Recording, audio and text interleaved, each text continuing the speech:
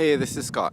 Recently I made a video talking about how something like a blimp can help with wind noise when you're using a typical shotgun microphone on a boom pole or something like that. And today we're going to take a look at how to help with wind noise when you're using an on-camera shotgun microphone like the Sennheiser MKE 440. Shotgun microphones like that will often have a high-pass filter built in, and what that will do is kind of cut out some of those low-frequency rumbles that you get when the wind is blowing. And of course, something like a Deadcat can help with this too, but usually those things in combination will get you the best results. So until now, what you've been hearing is using the Sennheiser MKE 440 with both the Deadcat on and the high-pass filter turned on. And the wind is blowing fairly hard, so you should be able to maybe hear a little bit of wind noise, but I'm hoping that my voice will cut through and that the wind won't cause too much of a problem. The wind is blowing quite strong right now, so we'll see how that sounds after when I get this back into the computer. But now the combination of the Deadcat and that high-pass filter should hopefully kind of cut some of that out and let my voice come through the mix. So I've gone ahead and turned off the high-pass filter.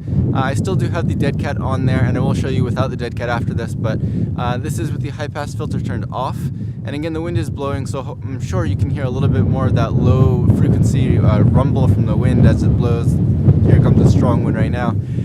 So again, this is with the high-pass filter turned off and only the Deadcat on there. This is now the microphone by itself without the Deadcat, but the high-pass filter is turned on, so hopefully you can hear how much of an effect the high-pass filter has by itself and how that compares to the combination of the high-pass filter and the Deadcat. I'm sure that's going to make a big difference, but we'll listen to this together and we'll see the results when I edit this video. So now what you're hearing is with no Deadcat and also with the high-pass filter turned off. This is just the bare mic, and I'll be surprised if you can even hear my voice through all the noise that's being caused by the wind right now. But this is how it sounds. Absolutely no protection from the Deadcat or from the high-pass filter. Nothing at all. This is just the mic by itself. No Deadcat and also with the high-pass filter turned off. This is just the bare mic. This is now the microphone by itself without the Deadcat, but the high-pass filter is turned on, and this is with the high-pass filter turned off and only the Deadcat on there, with both the Deadcat on and the high-pass filter turned on. So of course this isn't a perfect test, and I'm actually wondering if the wind is a little bit too strong today.